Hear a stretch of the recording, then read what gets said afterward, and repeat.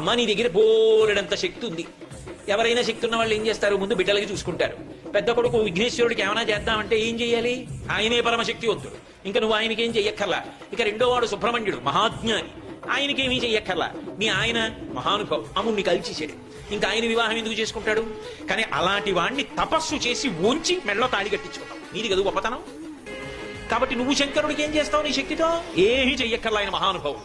మరి నీ శక్తి అంతా ఏం చేస్తావు, పెద్ద కొడుక్కి నువ్వేం చెయ్యక్కర్లా, రెండో వాడికి చెయ్యక్కర్లా, మీ ఆయనకి చెయ్యక్కర్లా, మీ శక్తిని అంతటిని ఏం చేస్తావు అంటే నన్ను వచ్చి అడగ. ఎవడైనా వచ్చి ఆవిడ దగ్గర ఇలా వంగితే చాలట, అబ్బా ఒక్కడ దొరికాడు రాని ఇవ్వడానికి ఇచ్చేస్తుంది. అమ్మా అప్పుట నువ్వు సంతోషంగా నవ్వుతుంది, అబ్బా నా దగ్గర ఉన్నది ఇవ్వడానికి బాలుడు దొరికాడు రా నాకని సంతోషిస్తావమ్మా. కావలసిందల్లా నీ దగ్గరికి వచ్చి నిటారుగా వెదురు బద్దలా నిలబడ్డం కాదు. ఇలా ఒక శిభు మహానుభావుడు పరమశివుని యొక్క ఇల్లాలివి. అమ్మా లోకములను కన్న తల్లివి, అపారముగా అనుగ్రహించగలిగినటువంటి జగన్